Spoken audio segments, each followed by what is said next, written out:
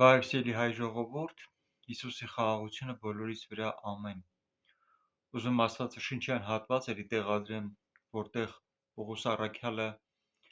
երբ որ բանտարկության մեջ էր, իրան պետքա ուղարկեին Հռոմ,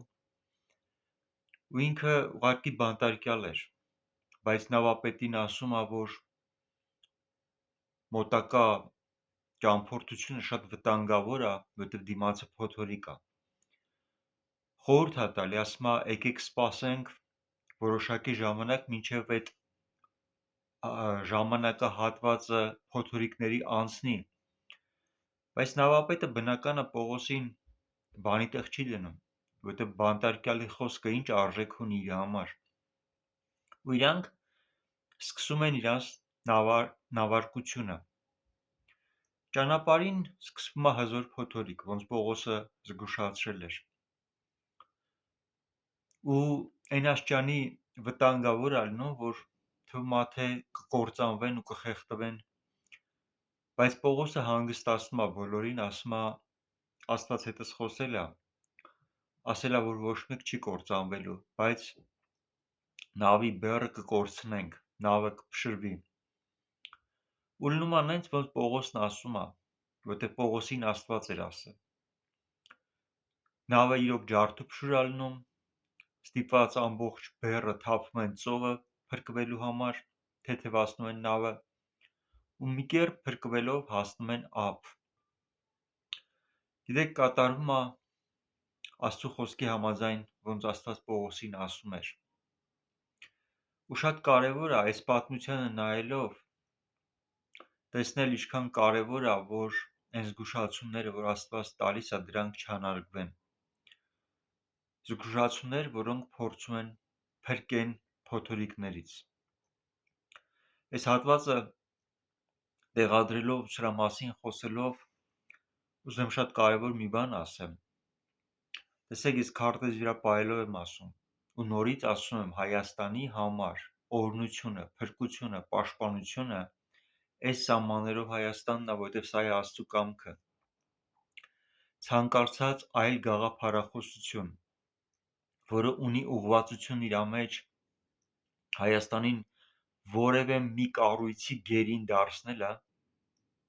դա Հայաստանի ստրկությունն է, դա Աստծո կամքից Հայաստանը հեռացնելն է։ Կապ չունի դա ռուսական գերություն է, թուրքական գերություն է, Եվրոմիության գերությունն է, մեկ այլ գերություն է։ Եթե առաջարկվում է Հայաստանին մի ուղղություն, որտեղ Հայաստանը պետքա դառնա մասնիկ, իր ներկայությամբ օգնի այլ կառույցների ծրագրերը իրականացնել, Հայաստանը տեղ չունի պաշտպանություն, ինքը գնում է փոթորկի մեջ, կապ չունի այդ փոթորկի անունը ինչ է, ռուսական, թուրքական, եվրոպական, ցանկացած քայլ Աստծո կամքից դուրս, դա փոթորիկ է, ու դա իր մեջ կրում է այդ վտանգը Հայաստանը կործանելու, ոչնչացնելու։ Աստծո խոսքը հստակ Երեմիա 51:27 խոսքով ասված է. «Մինի Արարատի ասքանազի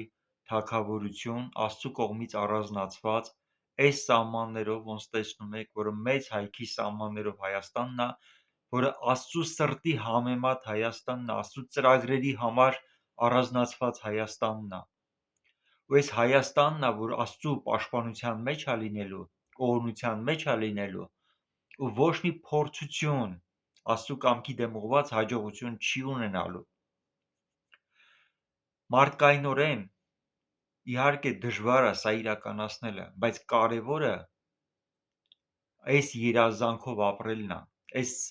տեսիլքը ցանկանալն է, Աստծո կամքը ընտրելն է։ Երբ որ մենք ընտրում ենք Աստծո կամքի մեջ լինելը, Աստված տեսնելով մեր սրտի փափագը, բերում է իրավիճակների մեջ փոփոխություն ու ինքը իր զորավոր ձեռքով իրականացնում է իր խոսքը, բայց երբ որ մենք գնում ենք մեր ճանապարհներով անարգելով իր խոսքը,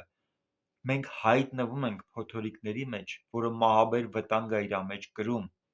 Հայաստանը այսօր կանգնած է այս վտանգների առաջ, որտեղ այն ուժերը, որ կան, որոնք առաջարկում են իրանց տեսլականը, իրանց ծրագրերը Հայաստանի ապագայի հետ կապված որևէ մեկի ծրագիրը այս Հայաստանը չի։ Ցանկացած ուժ, որն էլ ուզում է գա իշխանության, ինքը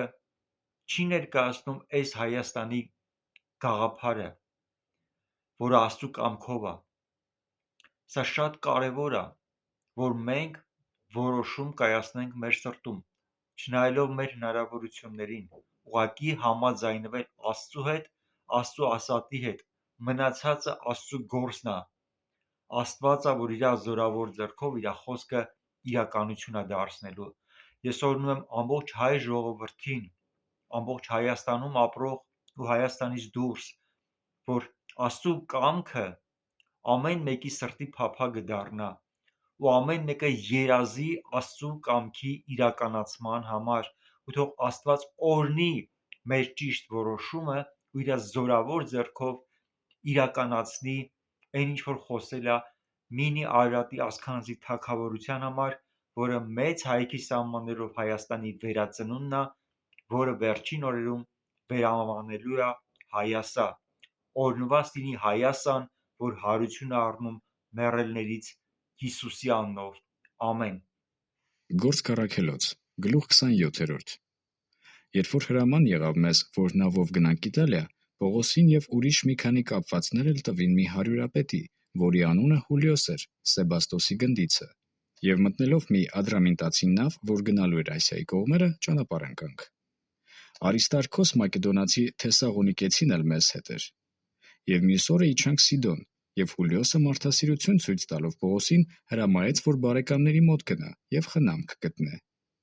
Եվ այնտեղից ճանապարհվելով նավով գնացինք Կիպրոսի ցած կողմովը քամու ներհակ լինելու պատճառովը։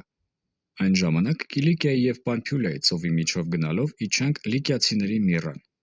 Եվ հարյուրապետն այնտեղ մի աղեքսանդրացի նավ գտավ, որ Իտալիա էր գնում, և մեզ նրա մեջ մտցրեց։ Եվ շատ օրեր ծանր նավելով հազիվ հասանք Կնիդի կողմերը։ Եվ երբ որ քամին չթողեց մեզ, նավով գնացինք Կրետեի ցած կողմը Սաղմոնայի մոտ։ Եվ երբ որ նրանով դժվարությունով անցանք, եկանք մի տեղ, որ կոչվում էր Գեղեցիկ նավահանգիստ, որի մոտ էր Ղասեա քաղաքը։ Եվ որովհետև շատ ժամանակ էր անցել, և նավով գնալու համար վտանգավոր էր, ծոմի ժամանակն էլ արդեն անցած լինելով, Պողոսը խրատ էր տալիս նրանց ասելով. «Ով մարդիկ, տեսնում եմ, որ այս նավարկությունը նեղությունով և շատ վնասով է լինելու, ոչ թե միայն բեռնին և նավին, այլ մեր անձերին էլ»։ Բայց հարյուրապետը նավապետին և նավավարին ավելի էր ականջ դնում, քան թե Պողոսի խոսքերին, որովհետև այն նավահանգիստն անհարմար էր, երևում ձմեռն անցկացնելու համար։ Շատերը խորհեցին, որ այնտեղից գնան, որ ձմեռը մնալու համար գուցե կարողանան Փյունիկեն հասնել, կրետացիների այն նավահանգիստը, որ դեպի արևմտյան հարավի կողմը և դեպի արևմտյան հյուսիսն էր նայում։ Եվ երբ որ հարավի քամին մեղմորեն փչեց, կարծում էին, թե իրանց նպատակին կհասնեն, և ճանապարհ ընկած անցնում էին Կրետեի մոտովը։ Եվ շատ ժամանակ չէր անցել, որ նրա վրա մի մրգալից հողմ ընկավ, որ Եվրակիկլոն էր կոչվում։ Եվ երբ որ նավը բռնվեցավ և հողմի դեմ չկարողացավ դիմանալ, բայց ընկած գնում և գալիս էինք։ Եվ դիմելով մի կղզու, որ Կղոդա էր կոչվում, հազիվ կարողացանք մակույկը բռնել, որն առնելով օգնության գործածեցին և նավը տակիցը կապեցին և վախենալով, որ հորձանուտը չընկնեն, առագաստը իջեցրին և այնպես գնում և գալիս էին։ Եվ երբ որ մենք շատ նեղություն էինք քաշում փոթորկից, հետևյալ օրը բեռները ծովի մեջ էին գցում, և երրորդ օրը մեր ձեռքովը նավի գործիքը դուրս թափեցինք։ Եվ երբ որ շատ օրեր ոչ արև և ոչ աստղեր էին երևում, և փոթորիկն էլ քիչ չէր, որ մեզ վրա կար, ապա մեր ազատվելու բոլոր հույսը կտրվեցավ։ Եվ որովհետև շատ օր սոված էին, այն ժամանակ Պողոսը նրանց մեջ կանգնած ասեց. «Ով մարդիկ, պետք էր ձեզ ինձ լսեիք, և Կրետեիցը դուրս չգայիք, և այս նեղությունիցը և վնասիցը պրծնեիք։ Եվ հիմա էլ խրատում եմ ձեզ, որ սրտապինդ կենաք, որ ձեզանից ոչ մեկի անձին էլ վնաս չի լինի, բացի այդ նավիցը։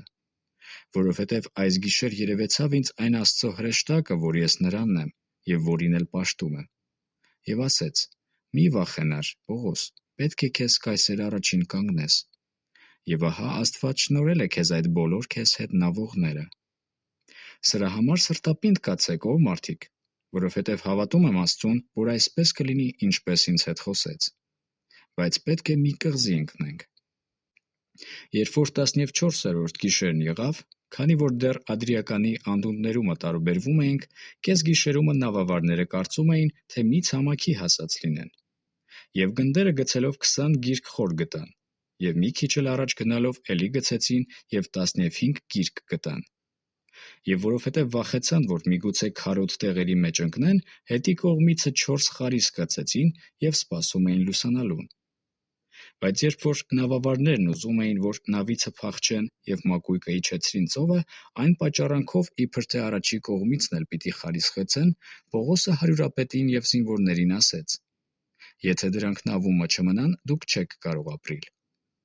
Այն ժամանակ զինվորները մակույկի չվանները կտրեցին և նրան դեն գցեցին։ Եվ երբ որ ուզում էր առավոտ լինել, Պողոսն ամենին աղաչում էր, որ կերակուր առնեն, ասելով. «Այսօր 14-րդ օրն է, որ դուք սպասելով անոթի եք մնացել և մի բան չեք կերել։ Նրա համար աղաչում եմ ձեզ, որ կերակուր ուտեք, որովհետև սա ձեր ազատության համար է,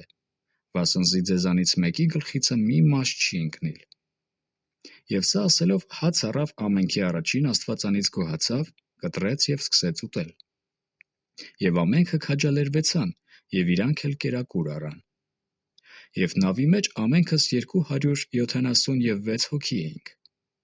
Երբ որ այն կերակրովը կշտացան, նավը թեթևացրին ցորենը ծովը թափելով։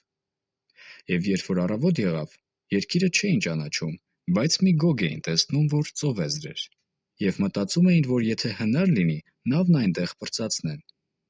Եվ խարիսխները կտրելով ծովը գցեցին, ղեկերի կապերը թուլացրին,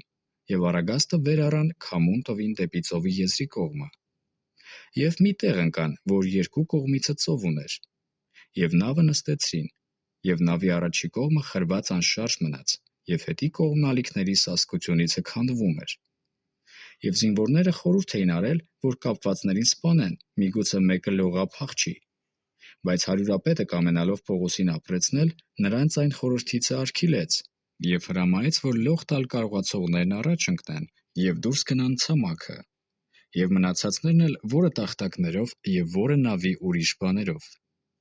Եվ այնպես եղավ, որ ամենքը պրծան դուրս եկան ցամաքը,